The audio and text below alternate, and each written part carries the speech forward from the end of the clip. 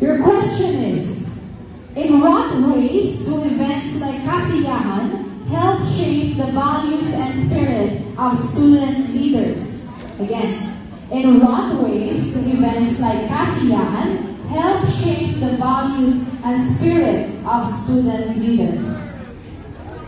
Thank you for the wonderful question.